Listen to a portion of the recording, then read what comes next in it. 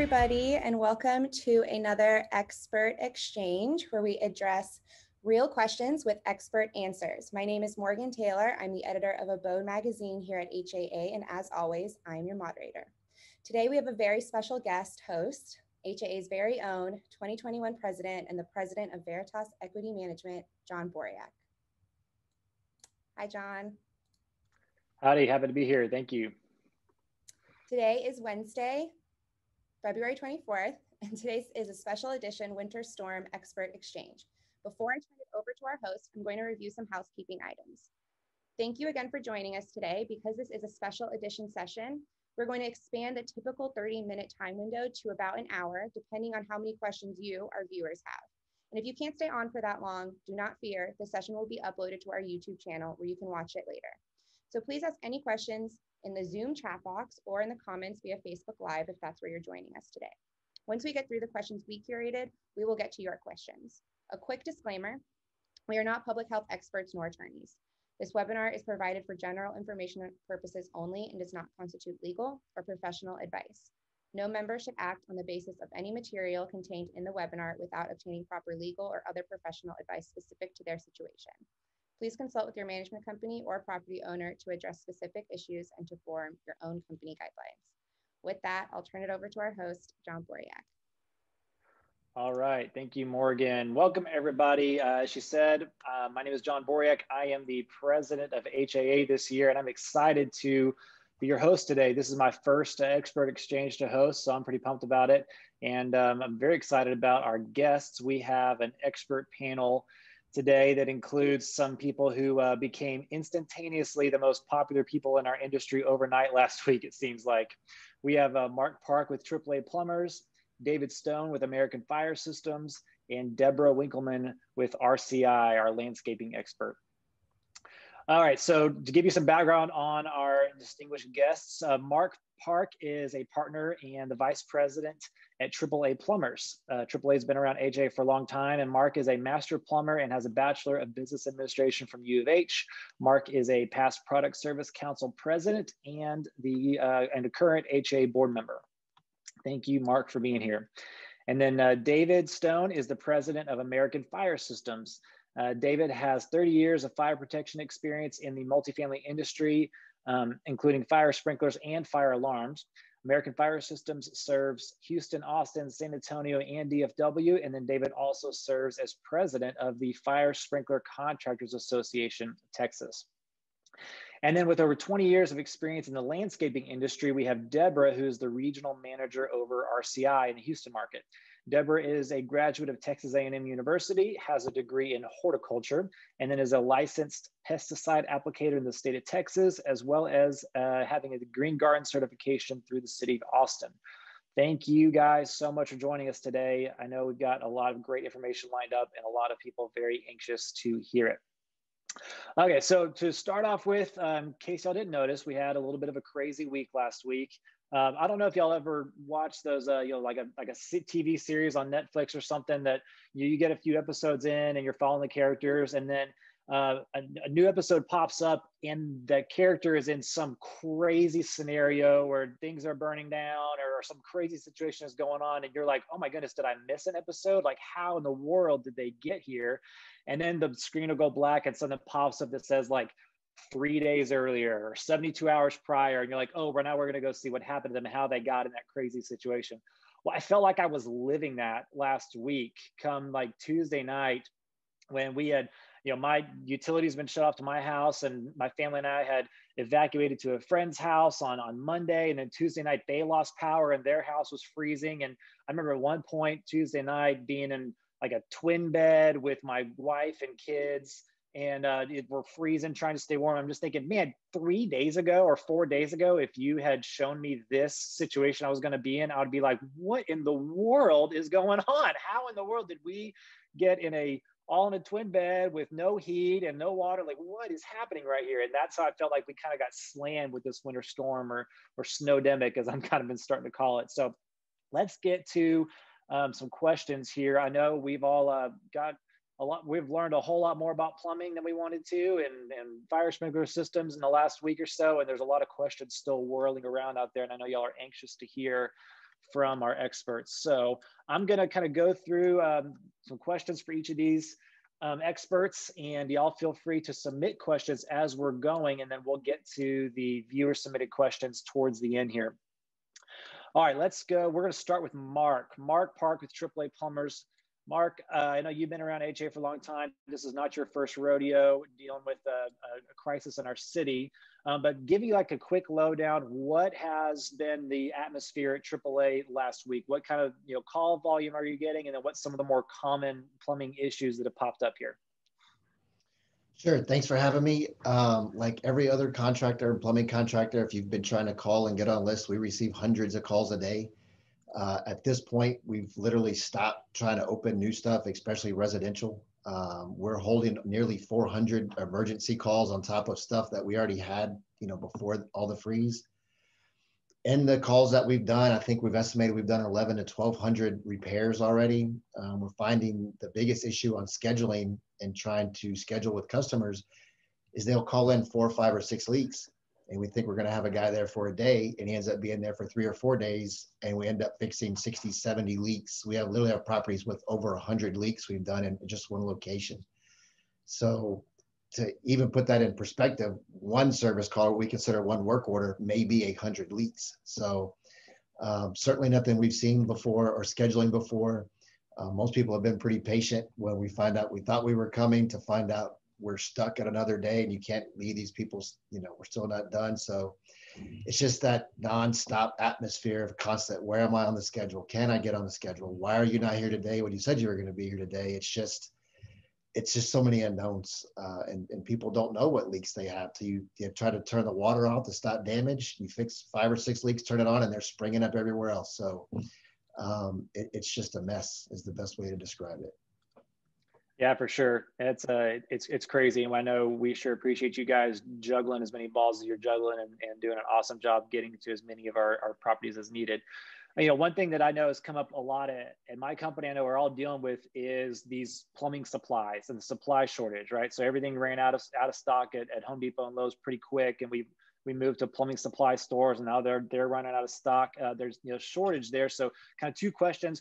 When can we maybe expect that shortage to go away, where we can actually get the pieces we need to, it's amazing how a whole property could be shut down because we can't find a 59-cent CVVC part or a copper coupling or something like that. So when can we expect those plumbing supplies to maybe come back in stock on a somewhat expected basis? And then in the meantime, is there any kind of workaround to the supply shortage, or what should we be telling our guys and girls to do to find the stuff they need to get our residents back online? The supplies situation is already, I think, 80 to 100% better than what it was this time last week. The problem when you talk to suppliers is just they have stuff in different locations, but everywhere from grocery stores to water companies and everybody is trying to get stuff here. And now they're finding that there's a shortage of trucks to carry all that stuff. But trying to place orders and try to get things now for us is happening in a day or two versus last week they were telling us, we don't know. We're trying to overnight stuff. We're trying to get it in, and supply house lines were an hour or 2 long. That's already drastically better. And I think day by day it's going to get better. And so I think, like I mentioned, it's already greatly improved this week. I think by the end of the week and the first of next week, it'll be even better. That's something that's kind of just, it's not necessarily a shortage of stuff. It's a shortage of stuff here. And how do you get the stuff from the other stores and suppliers up north down here? So it's not lead times on manufacturing, it's just logistics of shipping. Gotcha. Yeah, this is definitely different than like the PPE shortage from last year, where the whole country needed masks and hand sanitizer. They're more localized, so it's just a matter of getting it from other parts of the country to our city. That's encouraging to hear. Good deal. For communities that might be looking at submitting insurance claims for the damage, those ones you mentioned where we have 60, 80, 100 leaks, and they're going to be wanting to submit an insurance claim for that. Are there any things to be mindful of right now as we're going through and making those repairs, or y'all are going through making those repairs, the outside of just the physical damage? What do the maybe maintenance staff or property managers need to be aware of as far as documentation or anything for insurance claims? What we're hearing is that most people that we're dealing with that have insurance, the insurance companies know they're overwhelmed as well and can't physically have people on the ground, and it's not realistic to have you wait till someone is out there. So what we're hearing is that they're telling you to go ahead with the repairs, to stop any more damage, and just take lots of photos and document everything. So whoever your contractor is, make sure you're getting detailed invoices with unit numbers, sections of pipe that's being replaced, maybe not just 10 foot of pipe in unit 111. Where was it? In the laundry room, over a kitchen area. So that stuff is easy to do when you're doing it. And a month from now, that's going to be very difficult to go back and try to figure out what was done where when you're trying to work with an adjuster. So I would just say the more documentation you have, the pictures now will save a lot of headache down the road when this starts to come full circle when you're actually submitting claims. Good deal. Good deal. Cool. Well, our city has a higher than ever need for plumbers, and we have a lot of plumbers coming in from outside the city or outside the state right now, and some are very, very needed and licensed and well intentioned. But there's a couple fraudsters and a couple people who maybe aren't licensed wanting to do some work here. How do we, as property operators, how do we prevent being scammed by like fraudster plumbers, and or how do we verify a plumber's license? Like, what kind of precautions should we be taking to make sure we don't get ourselves dealing with somebody we don't want to deal with? I'm sure lots of folks have seen on the news and various outlets that Governor Abbott is, encouraging people to come help. And the Texas State Plumbing Board has always had a provision where they can do a provisional license where they'll do that. And they're trying to streamline that some now to where if a contractor's licensed and has insurance in another state, they can come and register with the state board here and get a provisional license to work for 6 months. They can extend that up to 12 months if they want to take the actual exam here. The information we're getting is that you're going to be able to look those contractors' license numbers up they're going to get from the state on the State Plumbing Board's website. You can do it by their name and or their license number. So it's a very quick search that you could, pull up and verify somebody. This is some information I'd shared yesterday with Morgan to show you guys. So you'll see there on the left is my registration number you can pull up. And what I've circled there in red is while I'm a master plumber, I am not certified with the state to go out and contract my own work. I have to be working under someone else. So that's what you need to look for. If you look over to Steve, to my father of the business, every company has a responsible master plumber that has the insurance for our business that we work under. So we all work under his license with his permits, and such. So that's what you really want to look for, is that someone has insurance on file with the state. And if they don't, ask who they're working under, because if you have an issue 6 months down the road, you don't want to just pray and hope that phone number you had that some guy from out of state answers. You'll have some kind of recourse with the state, with their insurance company, where they're actually from. Got you. Awesome. Okay, so I've got a plumber that showed up, and he gives me his license number, and I want to go pull it up on that website that you just showed there. What is that web address, or what website is that I need to go to verify that? It's on the State Plumbing Board's website. It's a long, convoluted deal. I shared it in a thing yesterday. It's easily, you search it and it sends you to a link, but it's through a vocational licensing thing through the state. I can follow up, and if you guys want to send that out. Well, I'll tell you what, while we're going through the rest of the questions, Morgan, do you have the time or capacity to go find that website and put it in the chat? Absolutely. It was in that same link, Morgan, that I sent those in. There's a link that's right there, a web address link. Perfect. Great. When you click that link, it lets you search by their name, by license number, and it literally would take, once you get to the link, a minute. Awesome. All right. So Morgan's going to handle getting that in the chat for us. Okay. Last question, Mark. While we're waiting on a plumber to show up to fix some problems at our property, is there anything we can do to prepare to expedite the process? Once y'all get on site, and and then while y'all are here, is there anything we can do to help to get y'all through the project faster? So, anything to do while we're waiting for you to show up, and then anything we can do to help you once you arrive. What's been helping tremendously is if someone on site has identified the leak and able to tell us what's leaking, where, on what type of pipe, because the way material shortages have been, we've been trying to rob from one truck to give to another. So if we show up with a bunch of CPVC pipe, but you have copper, depending on the fittings, we may or may not be able to make that transition. But if we knew you already had copper, or we knew you had PEX or what it may be, just having some more detailed information versus, we have water coming out of the ceiling.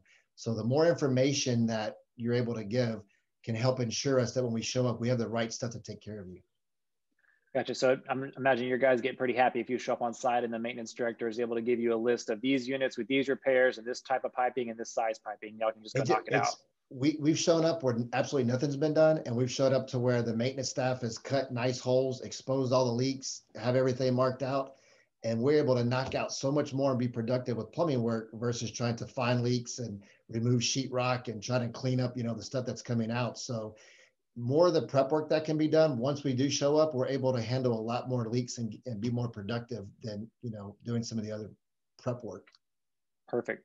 Yeah, and I'm sure the owners and operators on the call would rather be paying our in-house guys to cut those holes and make it all nice and pretty for you than pay your plumbers to do that. They need to be doing the expert work there. Awesome. Cool. All right, that's all the questions I have for you, Mark. Anything we missed or you wanted to chime in on? Nope. I'm happy to hang around when we're done and answer any questions. If you guys want to share the email with the group, I'm happy to try to consult and offer advice as much as we can. The more that you can do yourself and help, is going to really help the thing along, just because there's way more demand than labor. And the calls we're getting saying we haven't had water in a week, unfortunately, it's going to be 2 weeks for some people. And that's going to roll into be 3 weeks for some people. And that's just not manageable. So the more that you can do, trying to find supplies, trying to cap some things off, the more help yourself is really the ideal situation, at this point.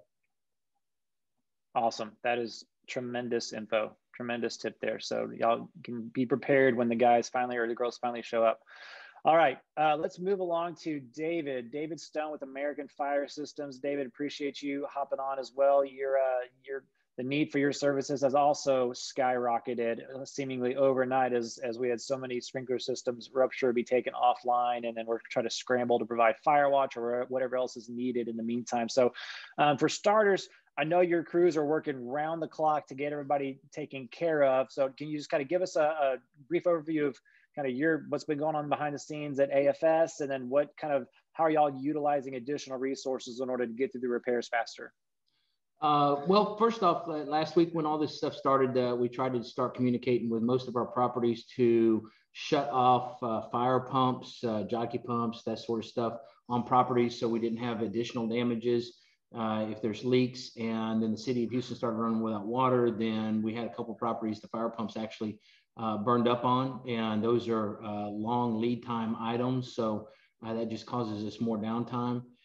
And so since then, we have pulled all of our construction crews from our new construction and put them 100% focused on existing properties to try and get everybody back online as quick as we can.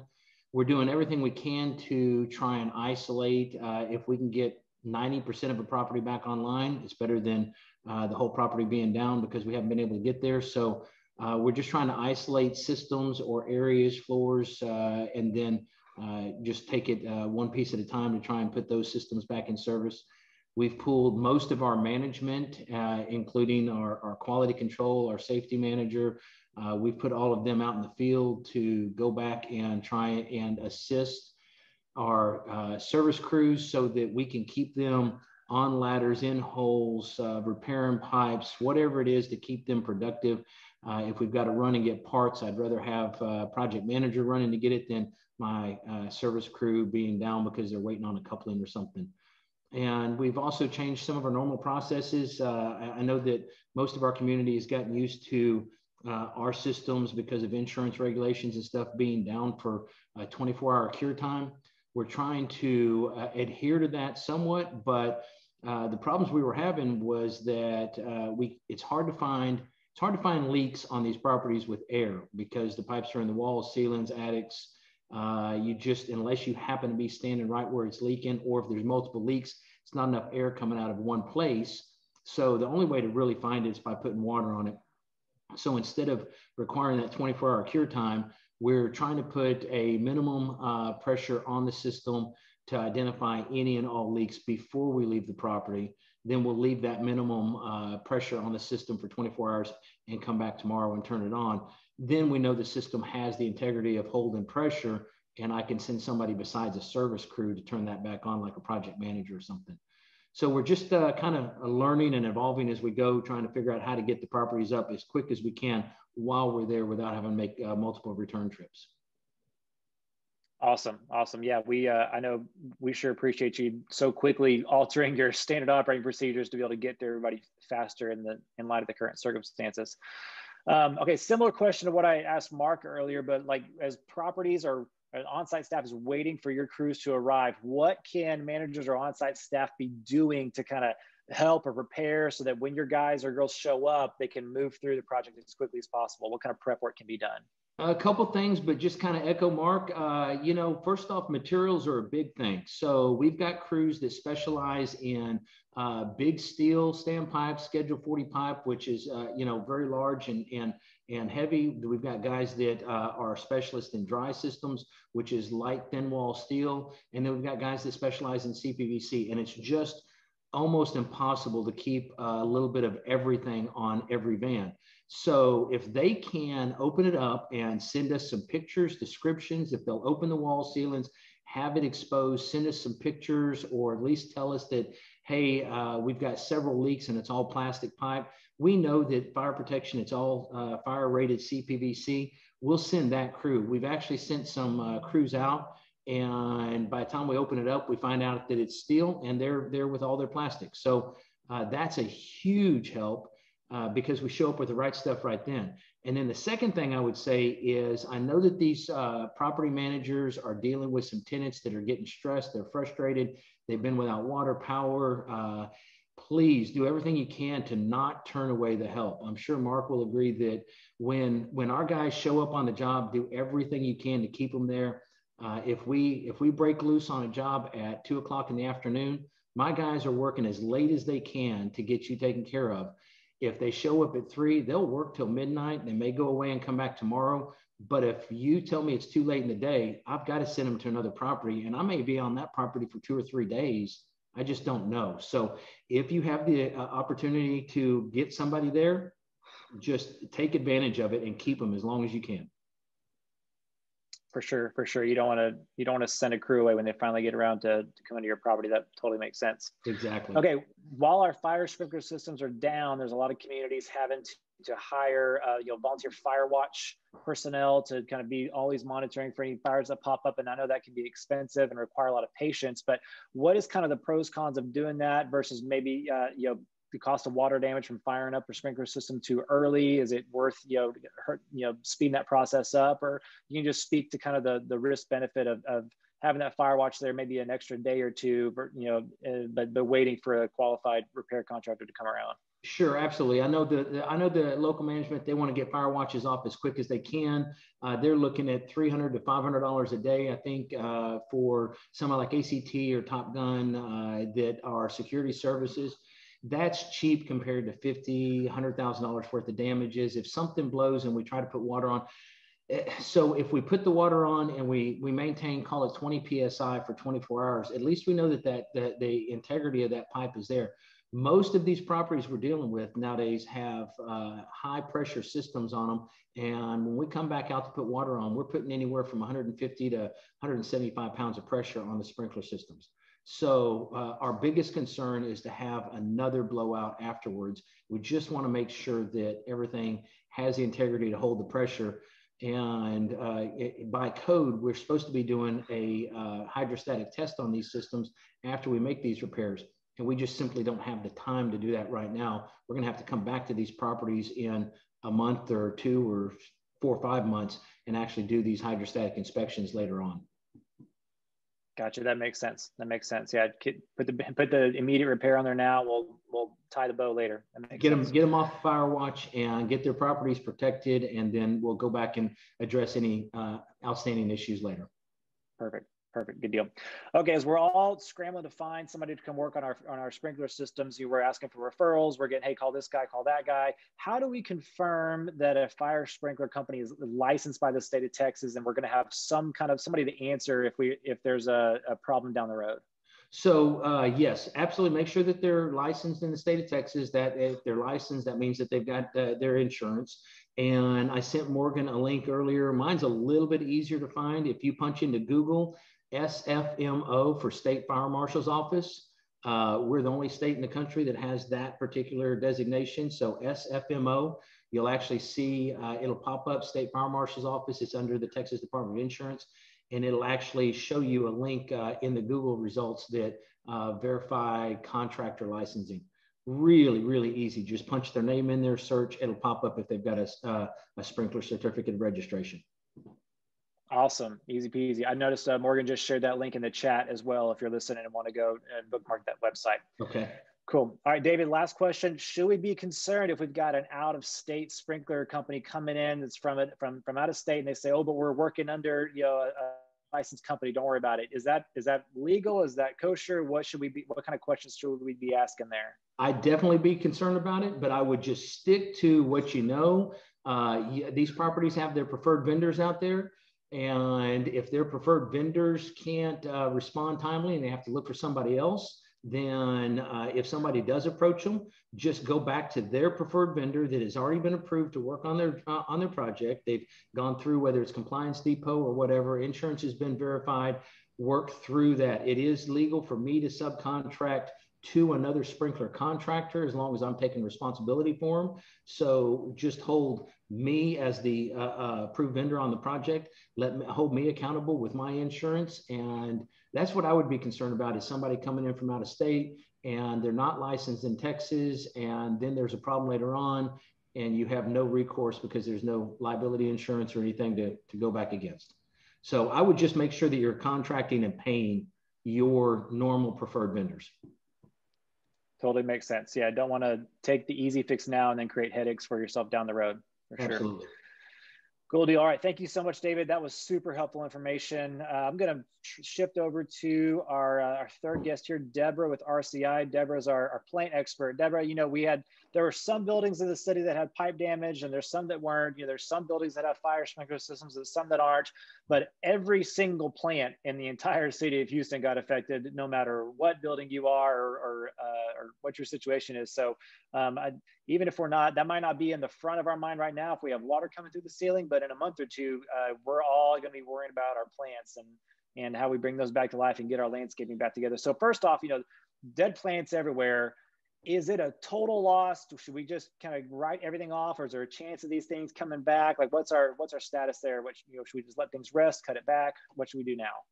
Not a total loss. Probably the hardest hit stuff is going to be your tropicals, gingers, ferns, some of the ground covers like sandy leaf fig, and a few of the prettier ones that we use that have color in them like Wedelia. Palm trees are probably going to be affected more than the average tree because once again, they're tropical. So those are going to be the ones that you either have to decide, let's cut them back and see if they come out, or should we go ahead, pull them out and see what our budget allows for replacement. Your standard shrubs, Indian hawthorns, ligustrums, yaupons, the standard stuff that you see that's evergreen across the city, lots of burnt leaves. They should all weather this pretty well. There's two ways to handle those. You can do a hard cutback on them, take them down real small, let them pop back out and grow back in. Or they can do a slight trim on them and then let as much new leaves as possible pop out. You may lose a few of those, but I would expect that to be 10%, maybe even 5% or less, depending on the age of the shrub. When you move into perennials, those and seasonal color are also going to be kind of the did it live or did it not. Lantana, pretty hardy, used all over the state. Should have made it through this. It's going to look horrible. Cut it back, let it pop back out. Salvias, things like that, it's the same thing. Cut them back severely. It may be April before they look good again, but that's where you can save your money on having to renovate the landscape after the freeze. So I think overall we should be okay. Okay, good deal. So we'd be in line to tell our landscaping contractors like, hey, trim stuff back, cut the dead stuff off, and then let's just wait a few months and see what comes back. Yeah, and I really recommend calling your maintenance provider and saying, let's set up a walk sometime in March. Get out there, walk the property with them and identify the immediate needs, things that need to be taken care of in the next couple of weeks, what they can slowly get done over the month of March, and how they can prepare for the growth that's going to come as we warm up. I mean, thank goodness we've been 70-something degrees a lot this week. So that'll help the plants, but they are shocked. They're shocked and they need a little love to come back out, but they don't need the serious repairs you're going to need on your plumbing or your sprinkler system. For sure. Yeah, that makes sense. I noticed in my personal house with my landscaping, I've got some of my like cedars and boxwood shrubs. They're looking like they might be okay, but I've got a couple like tropical bird of paradise, something or other, that sucker's toast. Like he's not coming back. And it may, because some of those are come back because they are heavy rooted plants, meaning they have thick roots. And so especially bulbs like agapanthus, gingers, they tend to have a bulb on the root, and that will help them survive a little bit more. But yes, some of them, your tropicals are going to be your hardest hit.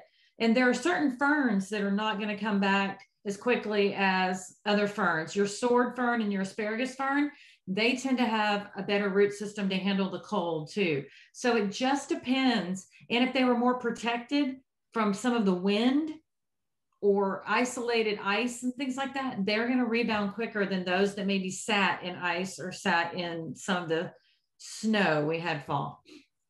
Gotcha. Good deal. Okay. So you mentioned giving the plants some love right now while they're in shock and recovering. So should we do anything different with our irrigation systems as far as like a watering routine, or like how do we help our plants really bounce back from this? So the best thing you can do is really work with the landscaping company on getting the hardest hit stuff trimmed back first.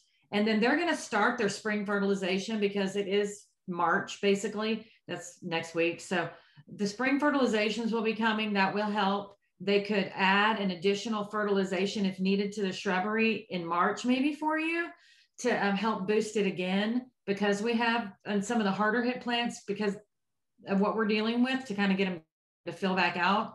But a lot of it is just going to depend on getting in there, getting the stuff cleaned out, and getting the fertilization done for spring. Awesome. Makes sense. Okay.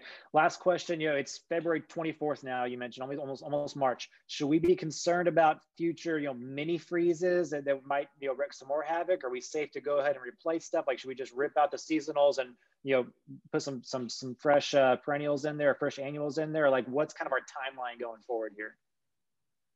Right before this, I went through Space City Weather because they tend to be the reliable, practical, logical place to get your weather. And they do not anticipate any more heavy freezes. But in Texas, I think we tend to go by when is Easter. Easter is the first weekend in April. I don't see us getting another 29 degree weather. We could probably maybe hit 37, 38 for a few hours in the month of March. I don't think that's going to be a big determination factor on your plants anymore at this point. The damage has been done. So getting in there and taking care of them is going to be the really important thing. When it comes to seasonals, if they look horrible, meaning the whole plant is just shot, I would pull it out. If it's somewhere where it's the sign, the front of the office, and you want it done quicker, just talk with your provider about maybe getting some flats of spring color in there and the rest of the property waiting until they have time for that. Because honestly, at this point, it's about making it look inviting again. So people go, oh, this looks nice. I want to stop in here and see what they have available. So focusing on the key areas will really help kind of things recover better for you. Okay. But I think we're okay on the weather. Perfect. That's what we needed here. So we'll work on getting all our water restored first, but then after that, we're free to move on to landscaping. You don't need to worry about any holding period. Sounds like good deal. Awesome. All right. That is all the questions I had on the front end for our panelists, but we know we left plenty of time here on the back end for our listener submitted or viewer submitted questions. Morgan, what do we have lined up from the audience? We have quite a few questions, so let's get right to it. Really quick though, David, I'm gonna unmute you. Can you repeat really quickly what pressure people should start off with? What we've done, just because of the weight of water is about 5 pounds per 10 foot. So what we're using as a rule of thumb is a 3-story property, we'll put 15 pounds on it. If we've got a 5-story, we're going to put 25 pounds. So 5 PSI per floor of your property. That way we at least know that there's water at the top floor. And it may only be a couple of PSI at the top, but we know that there's water pressure up there. So it's holding pressure. Awesome. Thank you so much. Now, Sherry Harrison has a question and she wants each speaker to answer this. Really quickly, maybe in a sentence, what could we have done prior to in your area of expertise to mitigate our damages? I'm going to unmute the rest of our panel. Real quick on the fire protection side, we actually went out late the week before, knowing that the cold was coming, and I think we did a pretty decent job of trying to take some preventive actions against this happening. But the simple truth that we don't plan on 7 degrees, and when we have buildings that fell below freezing inside the building, I know we've got a high school that the entire inside of the system, inside of the building froze. So there's just nothing that we could have done to prevent this type of a cold with the power outages in addition to. Makes sense. Deborah? I think in the landscaping, you see it happening all over town, plants being covered. It's a good preventative, especially if we're going to have snow or ice, because if you can keep that off of your more tender plants, it helps them recover faster. The other thing that you also see is the irrigators going out and winterizing the system, which means that they shut it down and they bleed all the water out of the PVB, the vacuum breaker, because that's where you find the most failure during a hard freeze is the brass parts inside that vacuum breaker. If they get water in them and it expands, it pops them. The pipes in the ground are usually pretty good. Heads are pretty good. It's just that vacuum breaker. So you turn the system off and bleed the water out of that to winterize it. Perfect. Thank you, Deborah. That was really helpful. And Mark? Same thing David said. These systems weren't designed to be, exposed to the cold for more than 48 hours. That's where we're seeing the most damage. I'm not sure what you can do to mitigate that. The generators, some kind of alternate backup source. But I mean, when are we going to have that happen again? Areas that had power we're seeing damage were exposed pipes. You can think of exposed pipes and backflow preventers and things like that as kind of like bridges. They freeze faster, even when the temperature is not freezing because of the cold air that blows across them. So any exposed piping, when you're going to do pipe repairs, I recommend, especially in exterior walls, is put some insulation, the pipe insulation, the Armor Flex around it. Just helps hold that heat in there and keep some of the wind if there's a draft or a penetration where the cold air is blowing in there. But other than not losing power for 2 days in single digit weather, just trying to keep exposed pipes out of the direct wind and rain can help also. Thank you, Mark. Mark, very helpful. I got a quick follow-up question for that. Obviously, if you lose power, there's not much you can do. But this is not really an apartment specific question, but most everybody on this call probably has homes too. And we all got busted pipes in our homes.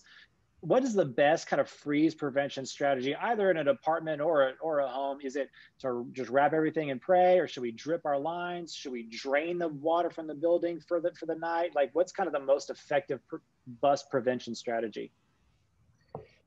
All that will work, but we're still finding that people had some breaks and things when they tried that, especially turning off water when they lost power for a couple of days, especially in these residential areas. People have power with 3.5 days.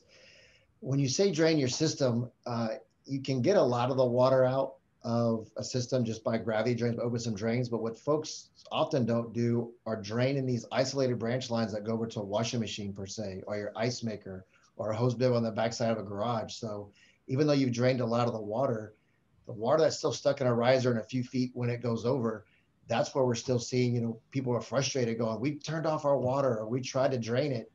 But unless you hook up to some kind of air compressor and blow that thing out, it's virtually impossible to get all the water out.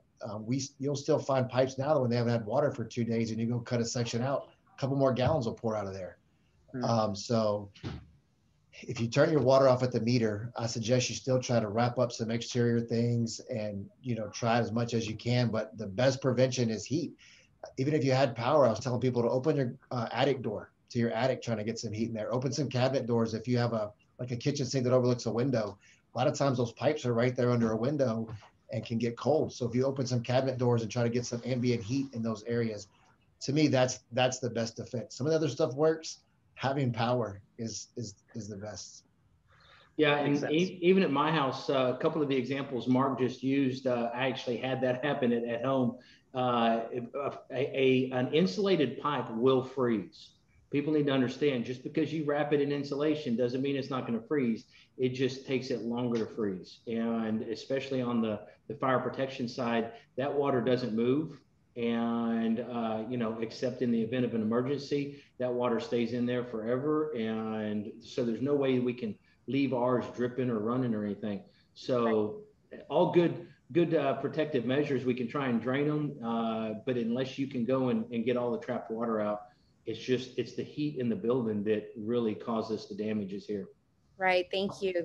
I wanted to add one thing about the dripping faucets. If you think about your plumbing from your house to your main line to say like your kitchen, if you leave it dripping, the only water that's moving is coming. You're going to probably protect your outside line coming in, but all your branch lines throughout the house that aren't tied to that water is not moving at all. You would almost have to literally drip everything from your toilets to every tub to every faucet, which is almost not realistic to do. So that's why dripping can help protect maybe where from your meter to your main line, your riser, and maybe where it comes in the house will help because it keeps some of that water moving, but it's not gonna, realistically keep all the water in your whole plumbing system moving. Right. That's good to know. And so, Mark, I actually have another question from you for you from Jennifer. She has made 2 attempts to cut the water off to the property and had our plumber here, but cannot get the water to stop flowing on the property in order to complete a pipe repair at the back of our property. We had the water district turn off the main yesterday, but after 8 hours with the water turned off, there was still too much pressure to complete the repair. How do we get the water to stop flowing when the main water line to the property is already turned off? That's a good question. Without seeing how it's piped in, sometimes it can take a while to drain if you're having water come in from another area or gravity fed where especially these buildings are higher or lower and they're tied in. If you're having a lot of pressure like that, it sounds like your main valve is not closing properly. I would get back with the water district, whoever your water provider is, and let them know that, hey, this is still blowing and going for 8 hours. Can you check this valve? And if the valve is bad, it's their valve. That's on them to fix, by the way. You shouldn't have to fix that. But yeah, there should be no reason that you have excess pressure where you can't make a repair after 8 hours if they've turned the valve off. That to me sounds like a bad valve. Wow. I wonder if other properties are facing that same issue. So thank you for that explanation. Paul Rhodes, from a preventative maintenance standpoint, is there something we can do? And we already answered this a little bit, but is there something we can do to our fire systems and piping systems that could prevent this from occurring next year should these temps be experienced again? And just to reiterate, David, if you could just explain one more time. We can go out and we can try to make sure that dry systems are drained properly. And at the end of the day, if you don't have, we have to maintain heat.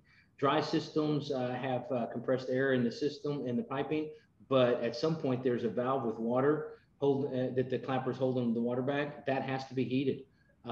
Same thing in the buildings. We've got wet systems inside the buildings, but if we have issues where like Mark said, you may have exterior walls that they're not used to. We use an ambient temperature of 40 degrees, and we had the units, instead of being a typical 60 degrees, we're down at freezing, and then outside, instead of being a winter temperature of 20 degrees for Houston, we were at 7 degrees. So there's not a whole lot that you can do to anticipate this kind of freezing unless you just start modifying the systems.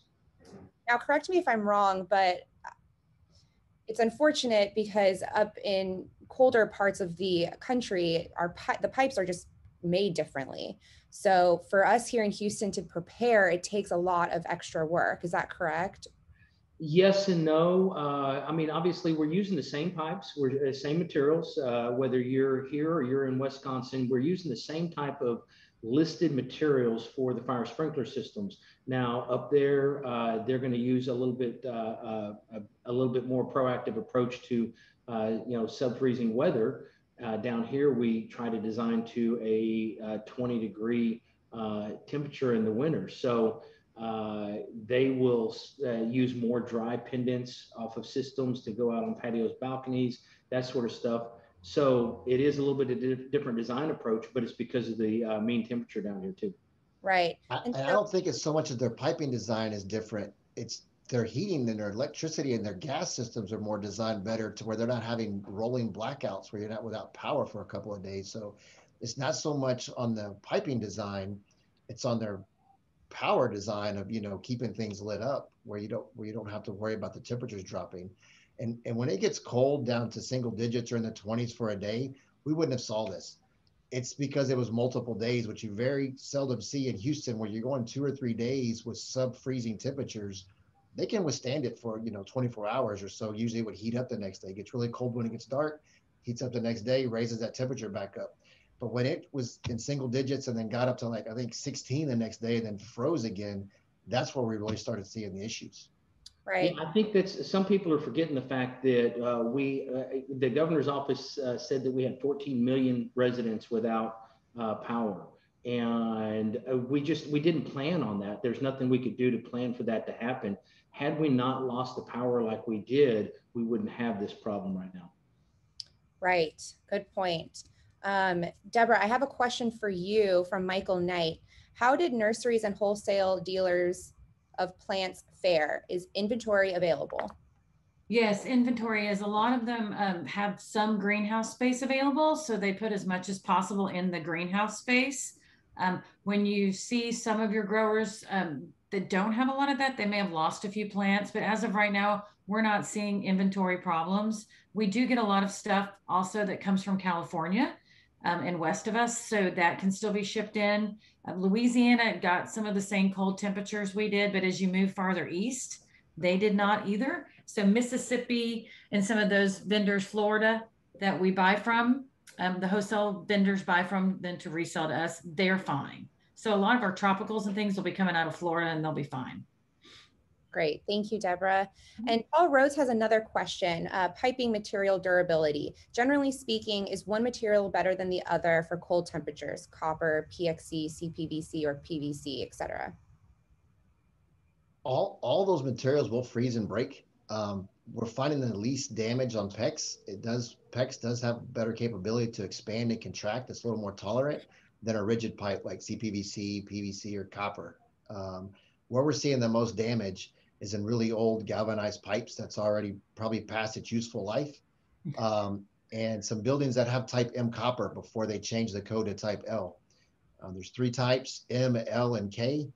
Currently, the code only allows L and K, which is thicker, to be inside, but that wasn't always the case. And so there's buildings that were grandfathered in with type M, and that's where you go when there's a 20 section foot of pipe that has 10 breaks, every couple of feet down. It's just a thinner wall material that's no longer code approved for inside buildings. But if you're replacing some of it and you have the ability to, our preference is PEX. It is a little more freeze tolerant and easier to work with, and it can expand a little bit more than the other rigid material you mentioned.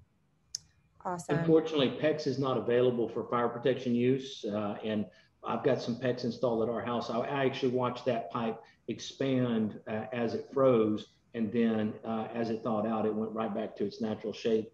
But on fire protection, we only have the choice of steel pipe or CPVC, which is the orange CPVC for fire protection use.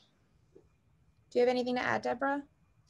On the irrigation, it's all Schedule 40. That's what we use. And like I said, we don't typically see the piping in the ground being the issue. The issue tends to be more with the PVBs, the vacuum breakers, and their brass parts and water in that. Okay, great. And so Ryan Weiss wants to know if repairs are done with shark bites, will they pass inspection? Also, will they last as long as copper, PVC, or CPVC? I would like to say yes. They haven't been out as long as the other ones to, do the time test true to see if that holds up true.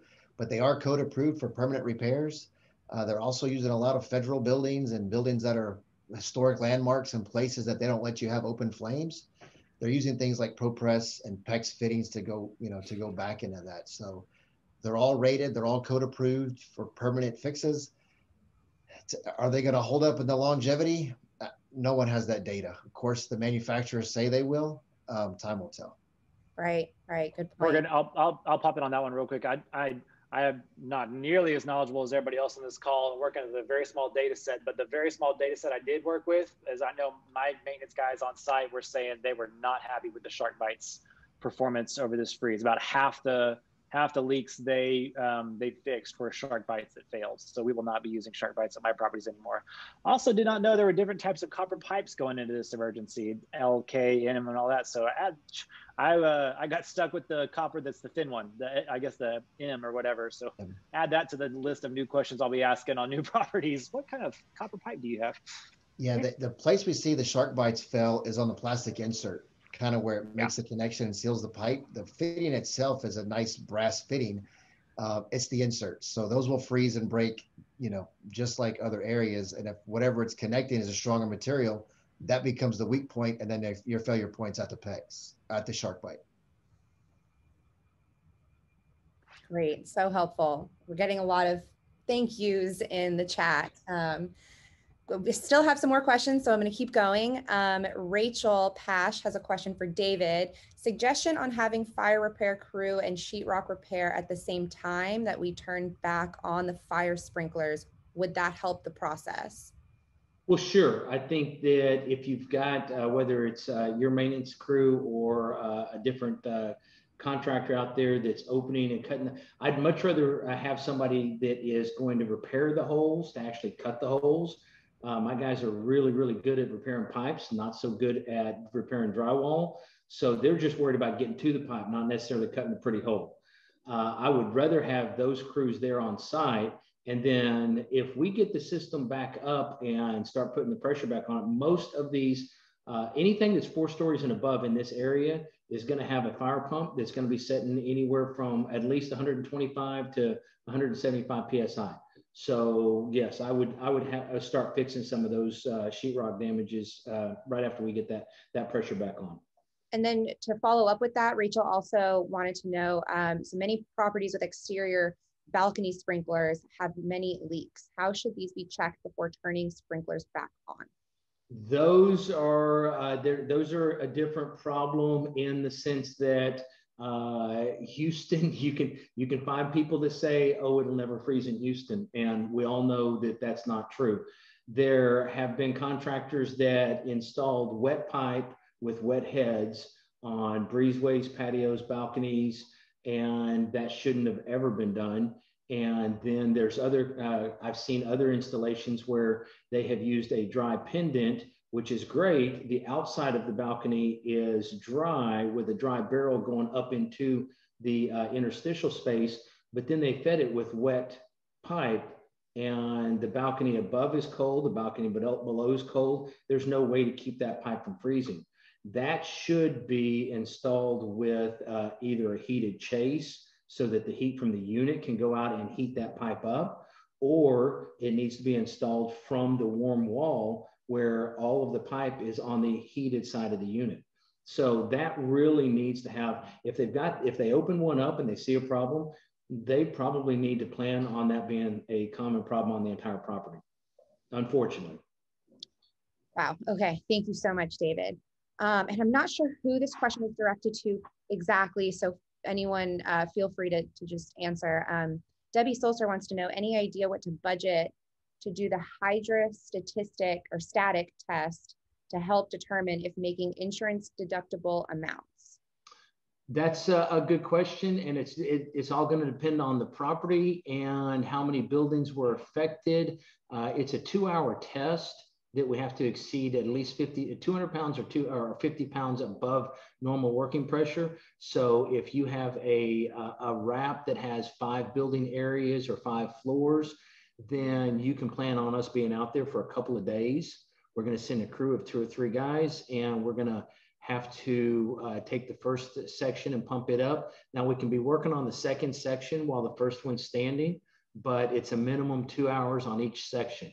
So it's kind of hard to put a number on that when you don't know how many buildings or areas or floors we're actually dealing with.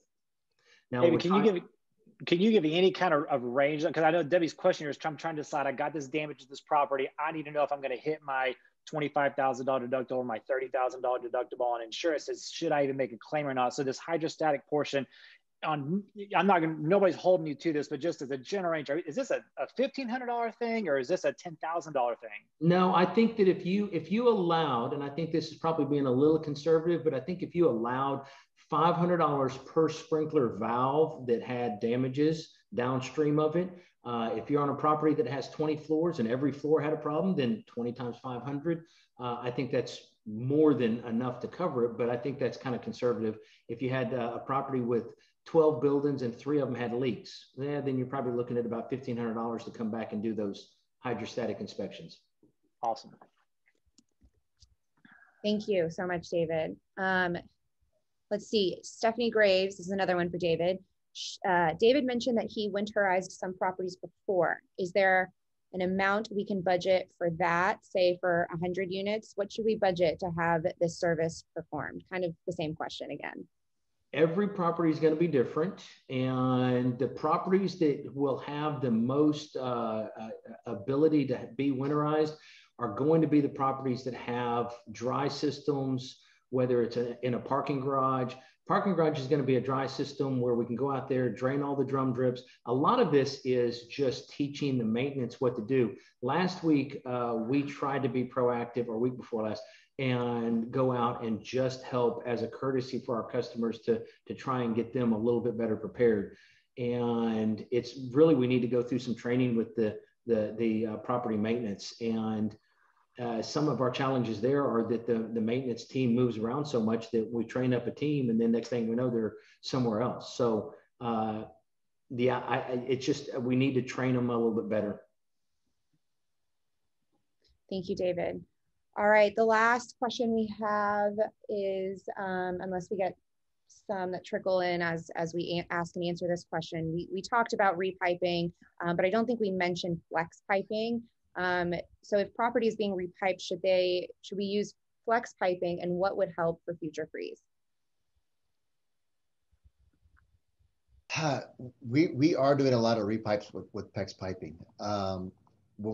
In the past, before all of this, when we would bid repipes, sometimes people didn't want PEX because they weren't familiar with it, or they were under the notion that if we have a leak and I put CPVC, that a maintenance staff, could work on it. There's two different types of PEX. There's an expansion type that Uponor makes. There's also crimp rings that Viega makes, but they both require a tool that's $1,000 plus, depending on what size bit you get for the size of pipe you're working. So you do have to have a tool if you're going to make repairs and do things on it. But I think from a labor standpoint, you don't, especially with copper where you're trying to solder things, you don't have to get the absolute drip to stop. You're able to, you can make it bend in some areas and cut out some fittings so you don't have, more points of resistance. I think all in all, if you have the tools to do it and the know-how, it's more tolerant to the cold weather, and it's easier from a labor standpoint to pull, especially through areas where you're trying to minimize sheetrock damage. Sometimes you can push it in one area and push it across, versus rigid pipe, you have to cut that whole section if you can't, do that, and you're trying to, push 20 foot of pipe in a ceiling. So there's lots of pluses to PEX. We like it. Up until this point, a lot of the multifamily properties have not wanted to adopt it. I don't know if it's because they don't know about it or they don't have the stuff to work on it, but that's our recommendation. And Mark, that question, I think they asked flex pipe, F-L-E-X, but I'm assuming that's the same thing as PEX. There's no other flexible really pipe out there, right? Flex, PEX, it's interchangeable.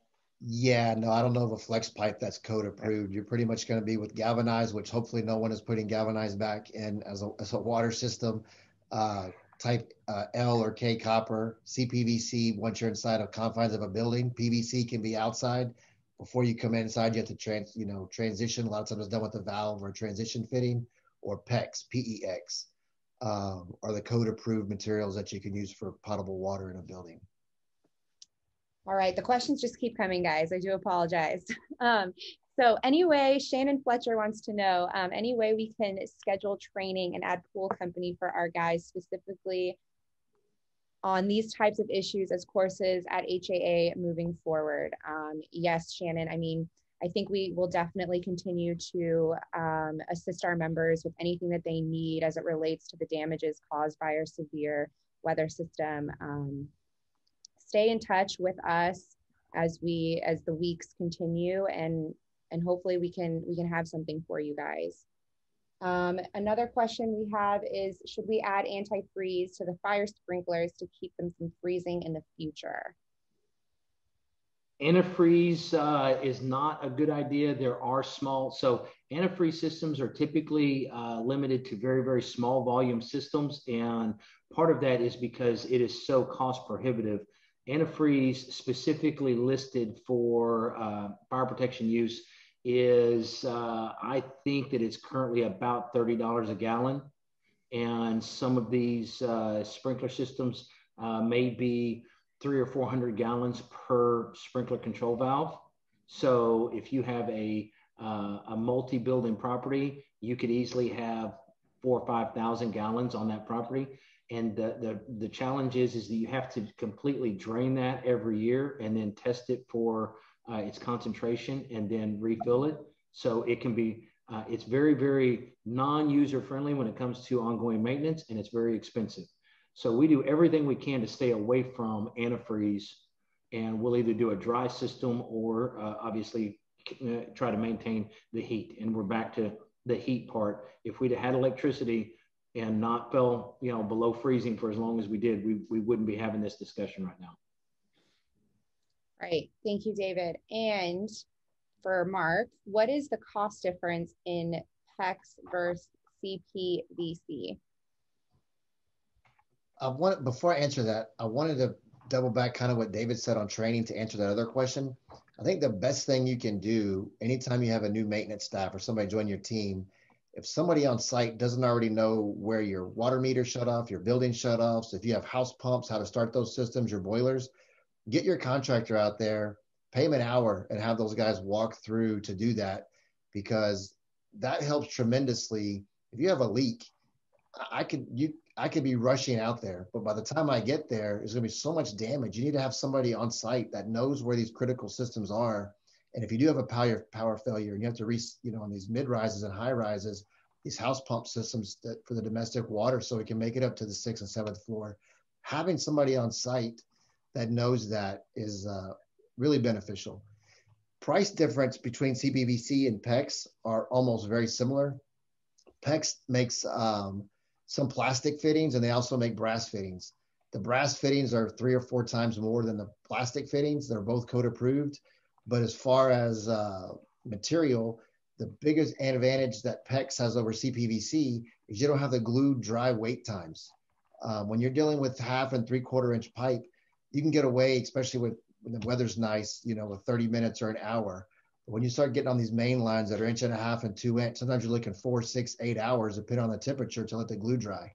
If you're using PEX, you can put water on as fast as you can make those connections and get the system secured. So while the price and the material is similar, you save a lot of the wait around labor time on glue drying time by using PEX. Awesome. Thank you so much. I think the questions have stopped pouring in. Thank you guys so much for answering all those questions. John, I'm going to kick it back to you.